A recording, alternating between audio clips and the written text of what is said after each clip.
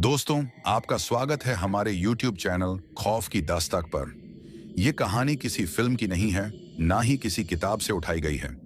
ये उस रास्ते की सच्ची आप बीती है, जहां पहाड़ भी रात के बाद चुप नहीं रहते, जहां सड़क सिर्फ सफर नहीं कराती, बल्कि इंसान की हिम्मत और उसके यकीन की परीक्षा लेती है।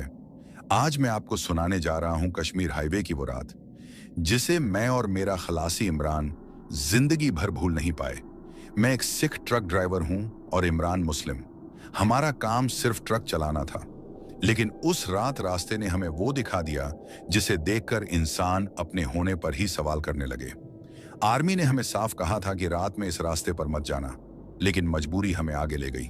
और फिर जो हमने देखा, जो महसूस किया, वो सिर्फ डर नहीं था, वो उन यादों की परछाई थी जो इस हाईवे पर आज भी भटकती हैं। ये कहानी खून या हिंसा की नहीं है।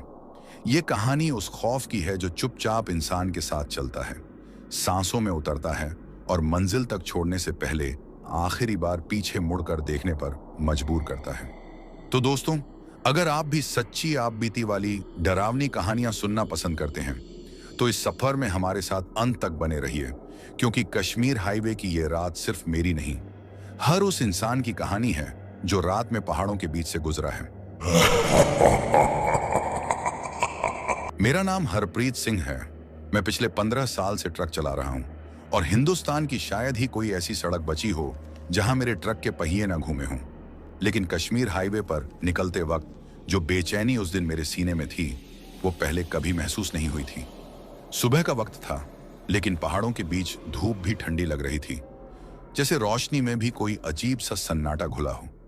मेरे साथ खलासी था इमरान, दुबला पतला, कम बोलने वाला, नमाज पढ़ने वाला सीधा लड़का।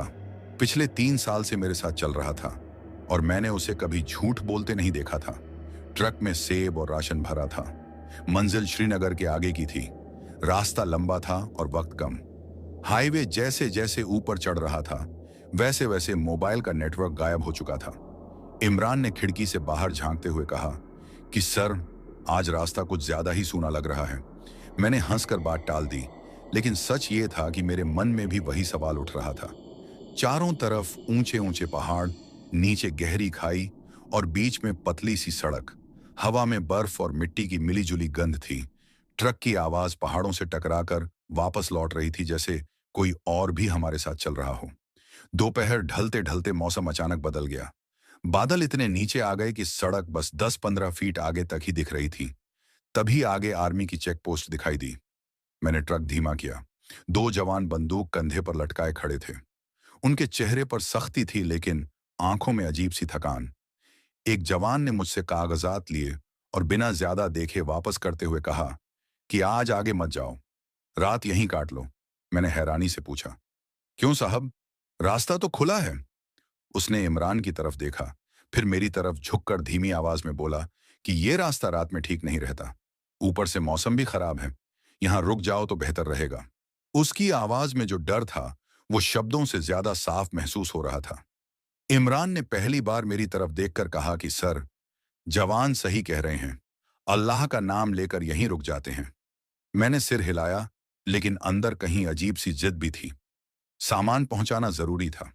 देरी का मतलब नुकसान। मैंने जवान से कहा कि हम संभाल लेंगे। वो कुछ पल चुप रहा, फिर बस इतना बोला कि अगर जाना ही है तो ऊपर वाली सुरंग से पहले रुक जाना, आगे अंधेरा जल्दी उतरता है। ट्रक आगे बढ़ा तो चेक पोस्ट पीछे छूट गई, लेकिन जवान की बात कानों में गूंजती रही। सड़क अब और सुनसान हो चुकी थी। ना कोई गाड़ी, ना कोई आवाज, सिर्फ ट्रक की घरघराहट और बाहर बहती ठंडी हवा। इमरान चुप हो गया था। वो खिड़की से बाहर नहीं देख रहा था, बस होंठ हिला हिलाकर कुछ पढ़ रहा था। मैंने पूछा क्या हुआ, तो उसने कहा कुछ नहीं सर, बस दिल भारी लग रहा है। शाम होते होते पहाड़ों की परछाइयां लंबी होने लगीं। सड़क के किनारे टूटे हुए पत्थर और पुराने क्रैश गार्ड दिखने लगे, जैसे किसी ने यहां से वापस लौटने की कोशिश की हो और नाकाम रहा हो। तभी अचानक ट्रक के आगे कुछ सफेद सा फुहार की तरह सड़क पार करता दिखा। मैंने ब्रेक मारा, दिल जोर से धड़का। इमरान ने भी देखा था। उसने घबराकर कहा कि सर, आपने भी देखा ना। मैंने सिर हिलाया, लेकिन जब हम नीचे उतरे तो वहां कुछ नहीं था। न जानवर, न इंसान, सिर्फ ठंडी हवा और खामोशी। मैंने उस वक्त खुद को समझाया कि पहाड़ों में ऐसा वहम हो जाता है, लेकिन अंदर कहीं कुछ टूट सा गया था। वापस ट्रक में बैठते हुए पहली बार मुझे एहसास हुआ कि शायद हम उस जवान की बात मान लेते तो बेहतर होता। रात अब पूरी तरह उतर रही थी और कश्मीर हाईवे की असली शक्ल सामने आने वाली थी। वो शक्ल जो किताबों या कहानियों में नहीं, सिर्फ भुगतने वालों की यादों में रहती है।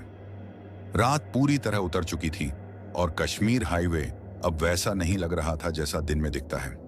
अंधेरा सिर्फ आंखों के सामने नहीं था, बल्कि ऐसा महसूस हो रहा था जैसे वो ट्रक के अंदर तक घुस आया हो। हेडलाइट की रोशनी पहाड़ों पर पड़ते ही ऐसे टूट कर वापस आ रही थी मानो रास्ता दिखाना नहीं चाहती हो। मैंने स्पीड कम रखी थी क्योंकि जरा सी चूक और नीचे गहरी खाई थी जहां से वापस लौटने का कोई रास्ता नहीं होता। इमरान अब बिल्कुल चुप था। उसकी उंगलियां सीट के किनारे को भींचे हुए थीं और होंठों पर लगातार कुछ दुआएं चल रही थीं। इंजन की आवाज के अलावा कोई आवाज नहीं थी, लेकिन उसी खामोशी में कुछ ऐसा था जो दिल को बेचैन कर रहा था। कुछ दूर आगे बढ़ते ही हवा अचानक तेज हो गई। ट्रक हल्का सा डगमगाया और मेरे रोंगटे खड़े हो गए। ऐसा नहीं था कि मैंने पहले तूफान नहीं देखा था, लेकिन यहाँ की हवा में कुछ अलग था, जैसे कोई सांस ले रहा हो। पहाड़ों से टकराकर आती हवा में सीटी जैसी आवाज थी। इमरान ने अचानक कहा कि सर, क्या आपको भी ऐसा लग रहा है जैसे कोई पीछे बैठा हो? मैंने शीशे में देखा।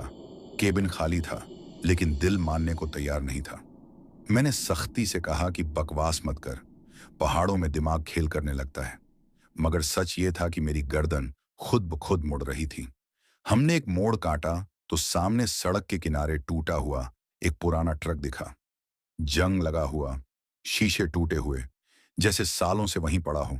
मैंने ब्रेक मारा और धीमे से आगे निकला। इमरान की आवाज कांप रही थी। उसने कहा कि सर, इस ट्रक में कोई नहीं है, लेकिन ऐसा क्यों लग रहा है कि कोई हमें देख रहा है? मैंने खिड़की से बाहर देखा। अंधेरे में कुछ भी साफ नहीं दिख रहा था, बस पहाड़, पत्थर और बर्फ की हल्की परत। लेकिन दिल की धड़कन तेज हो चुकी थी। आगे बढ़ते ही अचानक मोबाइल का सिग्नल एक पल के लिए आया और फिर गायब हो गया। उसी पल ट्रक के रेडियो में खरखराहट शुरू हो गई। बिना किसी चैनल के अपने आप आवाज आने लगी। मैंने रेडियो बंद करना चाहा, लेकिन वो बंद नहीं हो रहा था। उसमें से बस हवा जैसी आवाज और बीच बीच में कोई फुसफुसाहट। इमरान ने डरते हुए कहा कि सर, इसे बंद कर दो, ये ठीक नहीं लग रहा। जैसे ही मैंने जोर से बटन दबाया, रेडियो अचानक खामोश हो गया और उसी खामोशी में मुझे लगा जैसे किसी ने ट्रक के पीछे जोर से हाथ मारा हो। मैंने ब्रेक मारा, दिल मुंह को आ गया।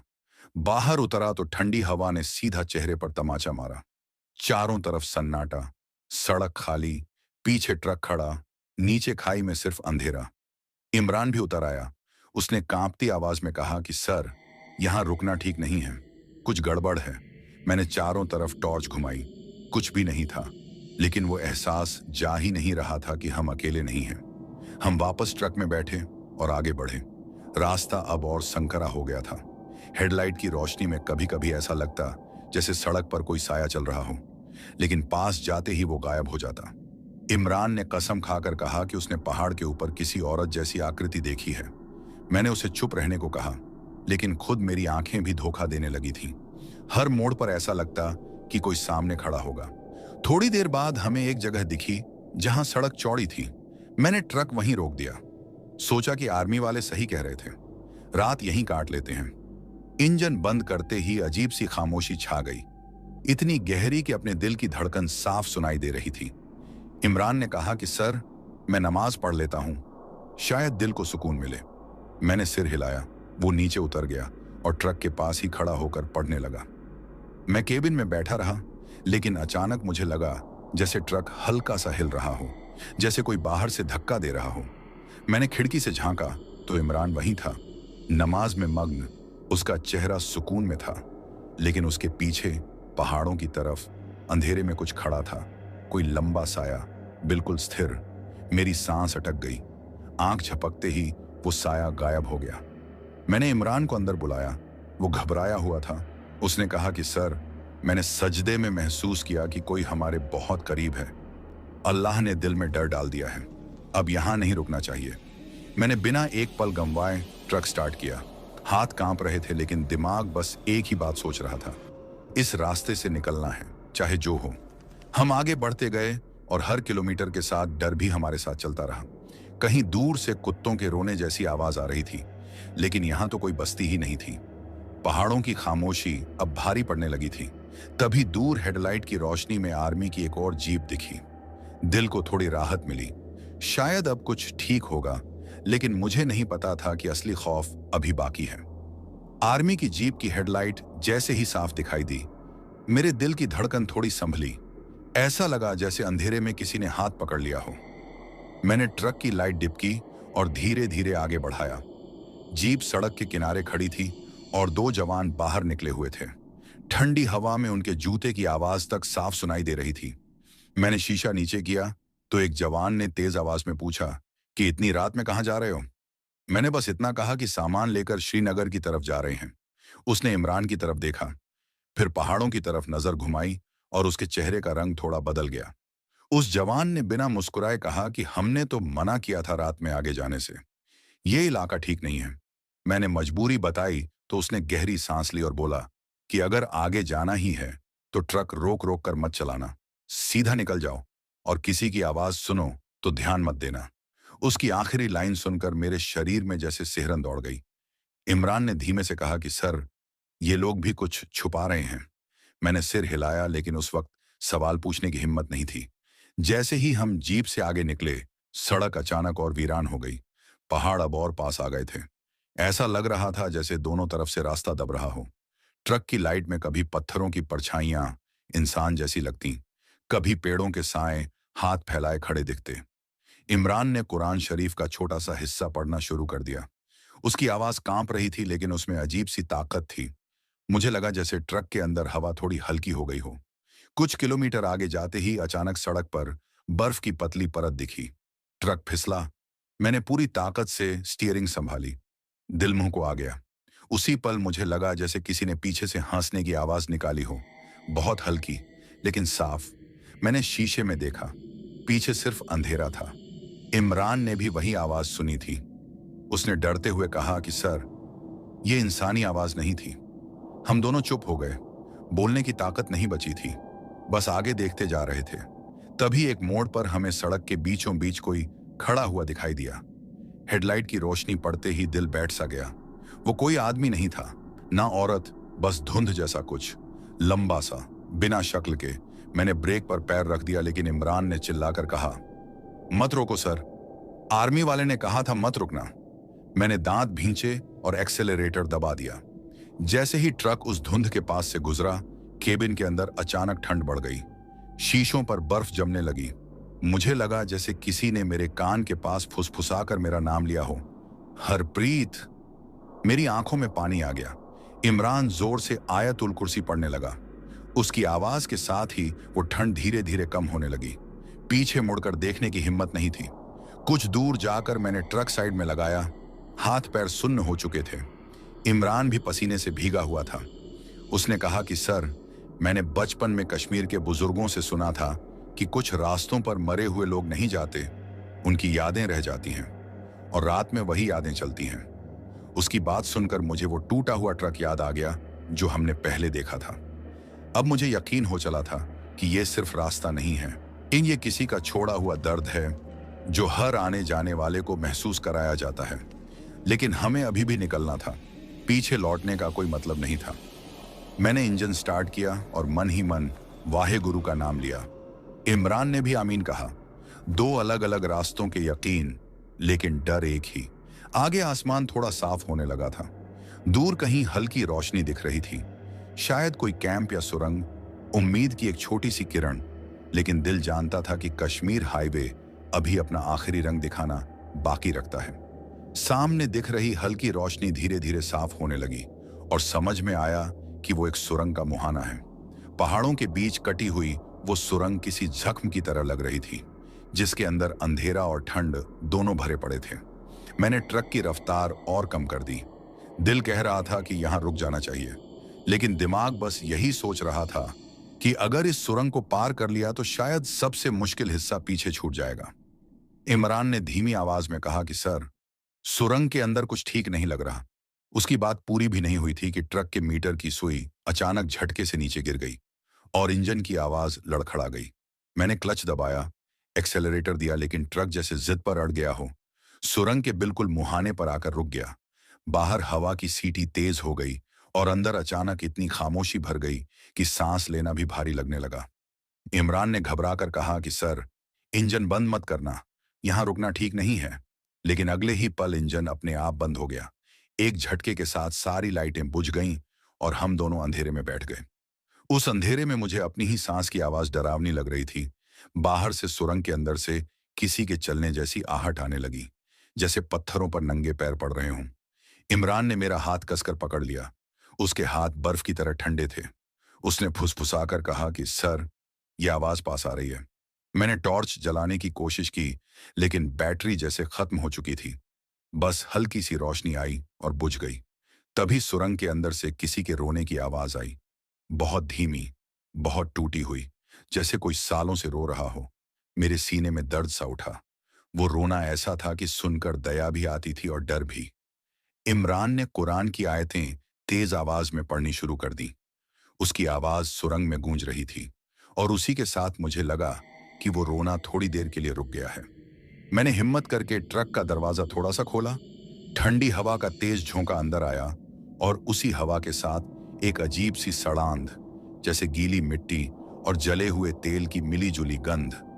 बाहर झांकते ही मैंने देखा कि सुरंग के अंदर की दीवारों पर हाथों के निशान जैसे उभरे हुए हैं, मानो किसी ने बाहर निकलने की कोशिश की हो। मेरी आंखें फटी रह गईं। ये निशान नए नहीं थे, लेकिन बिल्कुल मिटे भी नहीं थे।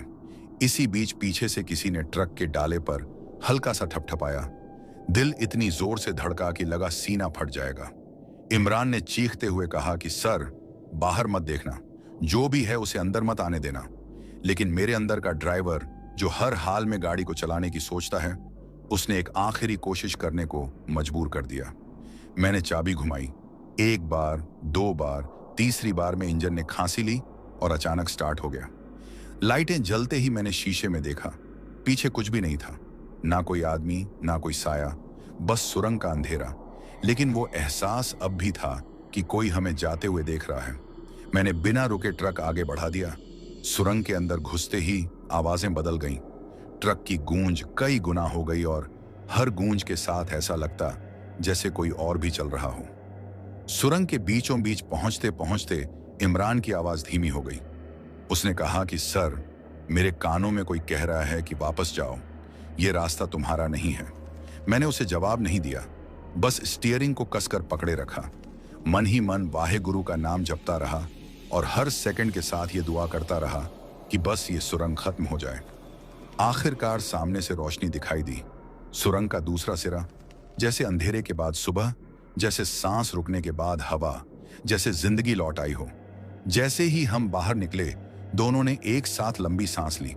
बाहर खुली हवा थी, आसमान साफ था, लेकिन दिल जानता था कि जो हमने सुरंग के अंदर महसूस किया, वो कभी पीछा नहीं छोड़ेगा। हम आगे बढ़ गए, लेकिन अब डर बदल चुका था। वो चीखता नहीं था, वो चुपचाप हमारे साथ चल रहा था। सुरंग से निकलते ही मुझे लगा था कि अब रास्ता आसान हो जाएगा, लेकिन कश्मीर हाईवे ने उस रात मुझे बार बार ये एहसास दिलाया कि यहाँ हर सुकून बस कुछ ही पल का होता है। पहाड़ थोड़े पीछे हट गए थे और सामने एक खुला सा मैदान दिखने लगा था। सड़क यहाँ सीधी थी, लेकिन अजीब बात यह थी कि इतने बड़े इलाके में भी कोई रोशनी नहीं थी। ना कोई ढाबा, ना कोई घर, बस दूर दूर तक फैली ठंडी जमीन और उस पर बहती हुई बर्फीली हवा। ट्रक की हेडलाइट उस मैदान को काटती हुई आगे बढ़ रही थी और हर बार ऐसा लगता जैसे रोशनी किसी चीज को छूकर वापस लौट रही हो।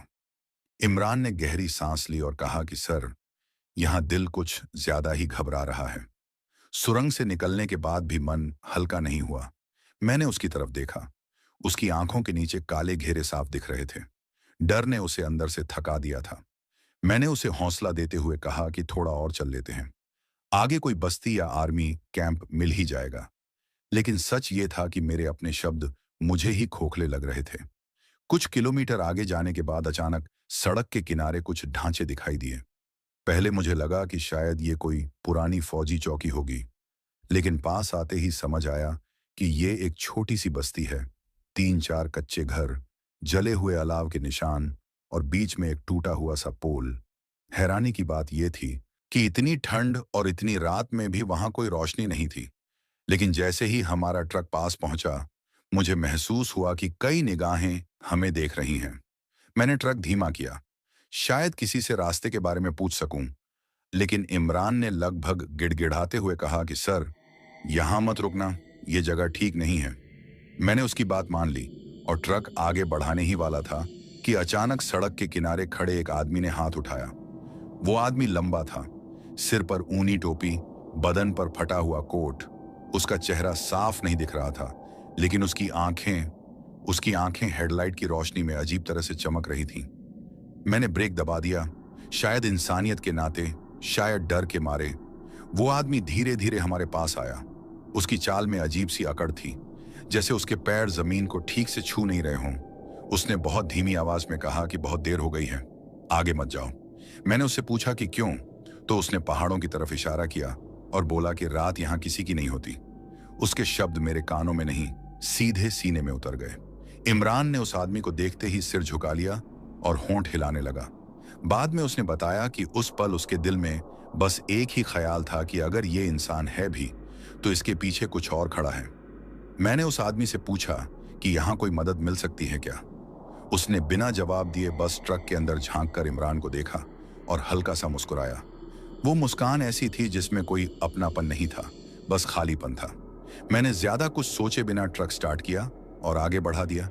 पीछे शीशे में देखा तो वो आदमी वहीं खड़ा था, लेकिन अब उसके पीछे मुझे दो और साए खड़े दिखाई दिए, बिल्कुल स्थिर, बिल्कुल खामोश।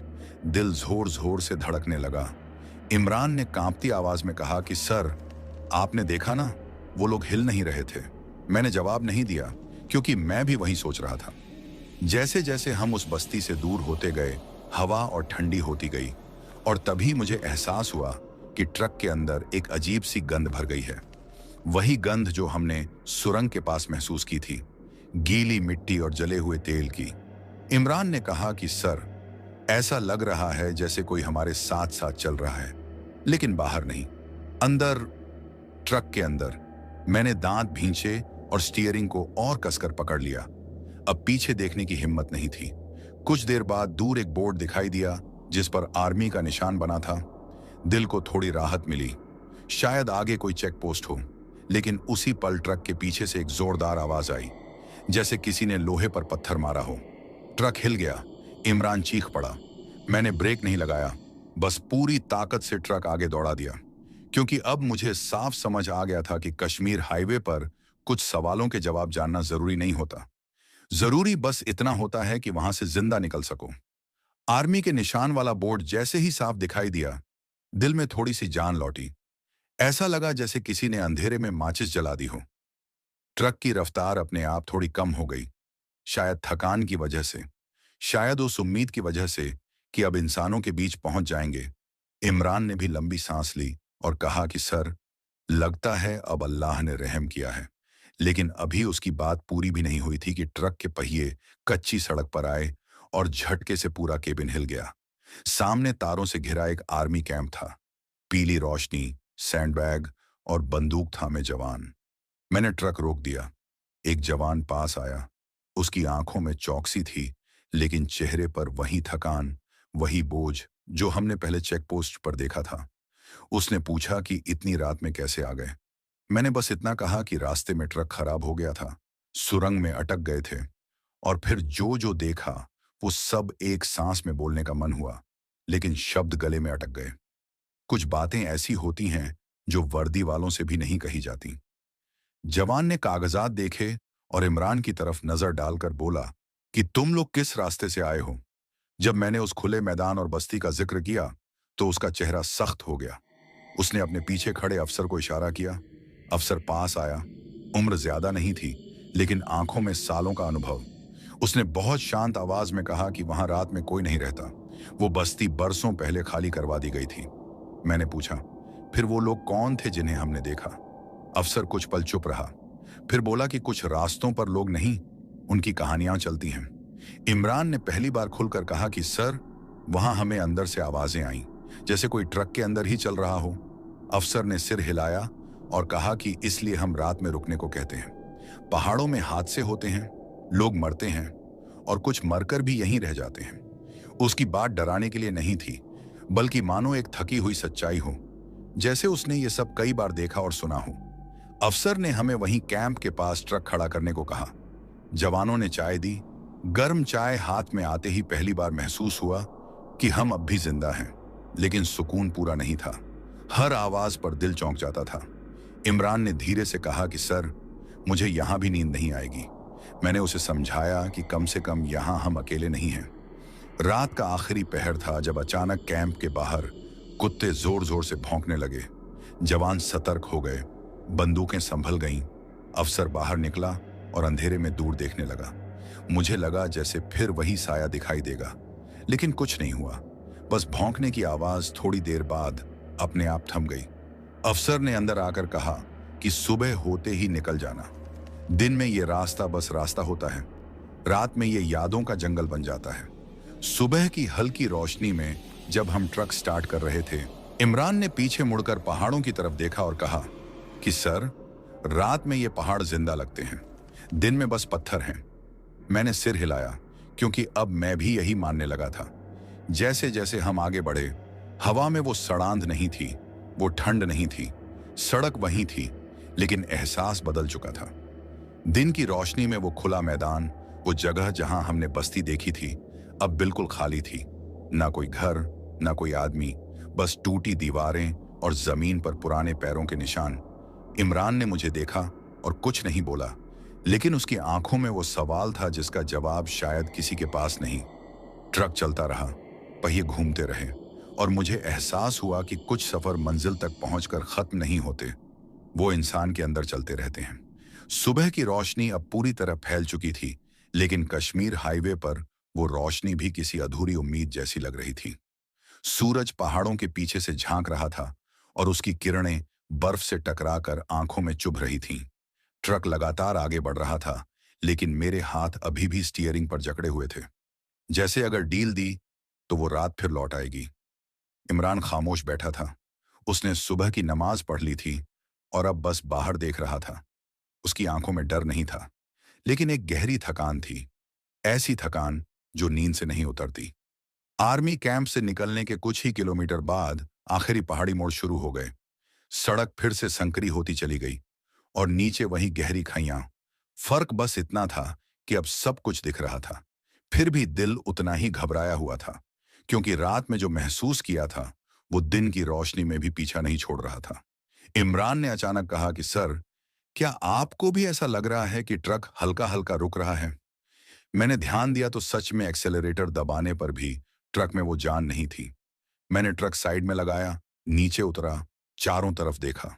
सब कुछ सामान्य था, लेकिन जब पीछे डाले के पास गया तो मेरी सांस रुक गई। डाले की मिट्टी पर साफ साफ पैरों के निशान थे, जैसे कोई रात में ट्रक पर चढ़ा हो और फिर उतर गया हो। निशान छोटे नहीं थे, बिल्कुल इंसान के पैरों जैसे। इमरान भी उतर आया। उसने निशान देखे और बस इतना कहा कि सर, अब यकीन हो गया है कि हम जो महसूस कर रहे थे वो वहम नहीं था। मैंने जल्दी से ट्रक स्टार्ट किया। अब रुकने की हिम्मत नहीं थी।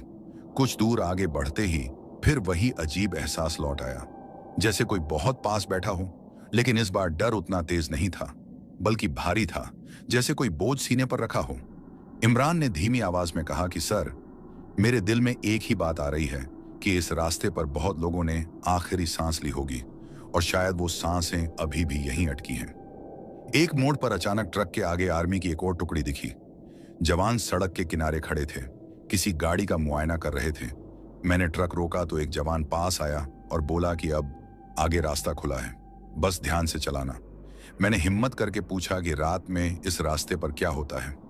जवान ने मेरी तरफ देखा, फिर इमरान की तरफ, और बोला कि भाई, जो लोग रात में जिद करते हैं, पहाड़ उन्हें अपना चेहरा दिखा देते हैं। दिन में सब कुछ सामान्य लगता है, इसलिए हमेशा सुबह निकलने को कहते हैं। उसकी बात सुनकर मुझे लगा जैसे किसी ने मेरे दिल की बात कह दी हो। ट्रक फिर आगे बढ़ा। पहाड़ अब धीरे धीरे पीछे छूटने लगे थे। हवा में ठंड कम होने लगी थी और दूर कहीं आबादी के निशान दिखने लगे थे। इमरान ने पहली बार हल्की सी मुस्कान दी और कहा कि सर, लगता है मंजिल अब दूर नहीं। मैंने भी सिर हिलाया, लेकिन दिल में अब भी वो रात बसी हुई थी। थोड़ी देर बाद सड़क चौड़ी हो गई। पेड़ कम होने लगे और सामने घाटी फैलती चली गई। नीचे छोटे छोटे घर, खेत और धुआं उठता दिखा। जिंदगी की निशानी। मुझे लगा जैसे हम किसी और ही दुनिया से निकलकर यहाँ आए हों। ट्रक की रफ्तार अपने आप सामान्य हो गई। शरीर थोड़ा ढीला पड़ा, लेकिन मन अभी भी सतर्क था। मैंने शीशे में आखिरी बार पीछे पहाड़ों की तरफ देखा। सुबह की रोशनी में वो बिल्कुल शांत लग रहे थे, जैसे उन्होंने रात में कुछ किया ही ना हो। इमरान ने धीरे से कहा कि सर, कुछ जगहें इंसान की नहीं होती, बस रास्ता होती हैं, और हमें शुक्र करना चाहिए कि हमें निकलने दिया गया। जैसे जैसे घाटी साफ दिखाई देने लगी, मेरे भीतर जमी हुई ठंड भी धीरे धीरे पिघलने लगी। ट्रक अब समतल सड़क पर चल रहा था और पहाड़ पीछे छूटते जा रहे थे। लेकिन अजीब बात यह थी कि मन अभी भी वहीं अटका हुआ था। हर मोड़ पर, हर साइड मिरर में मुझे लगता जैसे वो रात फिर सामने आ जाएगी। इमरान ने खिड़की से बाहर देखते हुए कहा कि सर, यहाँ हवा में अब डर नहीं है। मैंने उसकी बात सुनी लेकिन जवाब नहीं दिया, क्योंकि मैं जानता था कि डर कभी हवा में नहीं होता, वो इंसान के अंदर बैठ जाता है। हम एक छोटे से कस्बे के पास पहुंचे, जहां सुबह की हलचल शुरू हो चुकी थी। दुकानें खुल रही थीं, लोग अपने काम पर जा रहे थे, बच्चों की आवाजें आ रही थीं। ये सब देखकर दिल को सुकून तो मिला, लेकिन उसी सुकून में एक अजीब सी चुभन भी थी, जैसे हम किसी ऐसी जगह से लौटे हों जहां की बातें यहां कोई समझ ही नहीं पाएगा। ट्रक के टायरों की आवाज अब पहाड़ों से टकराकर नहीं लौट रही थी, सीधी सड़क पर गूंज रही थी, और वही आवाज मुझे बार बार याद दिला रही थी कि हम सच में आगे बढ़ चुके हैं। इमरान ने अचानक कहा कि सर, आप एक बार डाले को फिर देख लेना, मुझे कुछ ठीक नहीं लग रहा। मैंने ट्रक साइड में लगाया, नीचे उतरा, डाले की तरफ गया। सब कुछ सामान्य लग रहा था, लेकिन जब मैंने हाथ से तिरपाल को थोड़ा हटाया तो मेरी उंगलियां ठिठक गईं। अंदर लकड़ी के फट्टों पर किसी ने उंगलियों से लकीरें खींच रखी थीं, जैसे कोई अंदर बैठा बैठा दीवारों को छू रहा हो। वो लकीरें ताजा नहीं थीं, लेकिन साफ दिख रही थीं। इमरान पीछे खड़ा था। उसने देखा और बिना कुछ बोले बस नजर झुका ली। मैंने तिरपाल वापस ढक दी और ट्रक स्टार्ट किया। अब सवाल पूछने का कोई मतलब नहीं था। जवाब मिल भी जाए तो क्या, कुछ चीजें बस साथ चलती हैं, समझाने के लिए नहीं आती। आगे बढ़ते हुए मुझे आर्मी अफसर की बात याद आई कि रात में ये रास्ता यादों का जंगल बन जाता है। अब समझ में आ रहा था कि वो क्या कहना चाहता था। कुछ यादें इंसानों के साथ नहीं जाती, वो रास्तों में ही रह जाती हैं। थोड़ी दूर आगे एक पुल आया, नीचे तेज बहता हुआ ठंडा पानी। मैंने ट्रक धीमा किया। पुल के बीच पहुंचते ही अचानक इमरान ने कहा कि सर, सुनिए। मुझे लगा जैसे किसी ने पीछे से सलाम किया। उसकी बात सुनकर मेरी रीढ़ में झुरझुरी दौड़ गई। मैंने ध्यान से सुना। हवा की आवाज के अलावा कुछ नहीं था, लेकिन उस पल मेरे दिल में एक अजीब सा सुकून भी था, जैसे किसी ने हमें जाने की इजाजत दे दी हो। पुल पार करते ही मोबाइल में अचानक नेटवर्क आ गया। फोन की स्क्रीन जली, मैसेज आने लगे। दुनिया वापस लौट आई थी। इमरान ने अल्लाह का शुक्र अदा किया और मैंने मन ही मन वाहे गुरु का नाम लिया। दो अलग रास्तों की दुआएं, लेकिन शुक्र एक जैसा। अब मंजिल बहुत पास थी और पहली बार मुझे लगा कि शायद अब वो एहसास पीछे छूट जाएगा। लेकिन तभी आखिरी बार साइड मिरर में मुझे कुछ दिखा, बहुत हल्का, बहुत धुंधला, जैसे पहाड़ों की तरफ कोई हाथ उठा रहा हो। मैंने पल भर के लिए ब्रेक दबाने का सोचा, फिर नहीं दबाया, क्योंकि कुछ विधाइयां बिना रुके ही पूरी होती हैं। इमरान ने मेरी तरफ देखा और बस इतना कहा कि सर, अब मत देखिए, आगे देखिए। ट्रक आगे बढ़ता रहा, कस्बा पीछे छूट गया, सड़क खुलती चली गई और मुझे एहसास हुआ कि मंजिल तक पहुंचना अब सिर्फ दूरी का सवाल है। डर अब हमारे साथ नहीं चल रहा था, वो पीछे रह गया था, उन पहाड़ों में, उन रास्तों में जहां रात का हक अभी भी उन्हीं का है। मंजिल अब सामने लिखी हुई थी। सड़क के किनारे लगे बोर्ड पर साफ अक्षरों में नाम दिख रहा था और उसी पल दिल में एक अजीब सी राहत उतरी। ऐसी राहत जो थकान से नहीं बल्कि बच जाने के एहसास से आती है। ट्रक अब रुक रुक कर नहीं चल रहा था। इंजन की आवाज स्थिर थी, जैसे उसे भी पता चल गया हो कि अब डर का इलाका पीछे छूट चुका है। इमरान ने गहरी सांस ली और कहा कि सर, आज जिंदगी में पहली बार रास्ता पूरा होने पर दिल कांप रहा है। मैंने उसकी तरफ देखा। उसकी आंखों में पानी था, लेकिन चेहरे पर सुकून, वही सुकून जो रात भर हम ढूंढते रहे थे। हम एक आखिरी ढलान से नीचे उतर रहे थे। नीचे फैली सड़क पर गाड़ियां दिखने लगी थीं लोग थे, आवाजें थीं, जिंदगी थी। लेकिन उसी जिंदगी के बीच मुझे अचानक वो सारी तस्वीरें एक एक करके याद आने लगीं। टूटा हुआ ट्रक, सुरंग की दीवारों पर हाथों के निशान, खाली बस्ती के चमकते चेहरे और वो साया जो बिना शक्ल के सड़क पर खड़ा था। मुझे एहसास हुआ कि ये सब अलग अलग घटनाएं नहीं थीं। ये एक ही कहानी के हिस्से थे, एक ही रास्ते की परछाइयां। इमरान ने धीरे से कहा कि सर, मुझे लगता है कि वो लोग जो वहां रह गए, वो हमें डराने नहीं आए थे। वो बस चाहते थे कि कोई उनकी मौजूदगी महसूस करे। उसकी बात सुनकर मेरे अंदर कुछ टूट सा गया। शायद इसलिए वो आवाजें रोने जैसी थीं। शायद इसलिए वो साए रास्ता रोकते नहीं थे, बस दिख जाते थे, जैसे कह रहे हों कि हम यहाँ हैं, हमें भुलाया मत करो। एक ढाबे के पास मैंने ट्रक रोका। पहली बार बिना डर के चाय मंगवाई। गरम भाप उठती प्याली हाथ में ली तो उंगलियों में जान लौटी। ढाबे वाला सामान्य बात कर रहा था, मौसम की, रास्ते की, जैसे कुछ हुआ ही ना हो। मैंने उससे पूछा कि रात में लोग इस रास्ते से जाते हैं क्या? उसने सिर हिलाकर कहा कि नहीं सर, समझदार लोग रात में नहीं निकलते। पहाड़ रात को अपने हो जाते हैं। उसकी बात सुनकर मैं और इमरान एक दूसरे की तरफ देखने लगे। बिना कुछ कहे ही सब समझ आ गया। चाय खत्म करके जैसे ही हम उठे, इमरान ने पीछे मुड़कर देखा और कहा कि सर, अब वहां कुछ नहीं दिख रहा। मैंने भी देखा। साइड मिरर, सड़क, पहाड़ सब सामान्य। शायद वो निशानी भी अब पूरी हो चुकी थी, जिसने हमें रात भर घुमाया था। ट्रक फिर चला। मंजिल अब बस कुछ किलोमीटर दूर थी। रास्ते में मैंने इमरान से कहा कि इस सफर के बारे में किसी को ज्यादा मत बताना, हर कोई समझ नहीं पाएगा।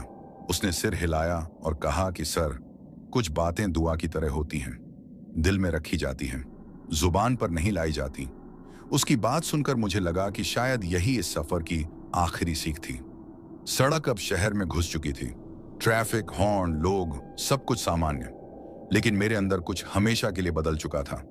अब मुझे पता था कि हर रास्ता सिर्फ दूरी नहीं होता।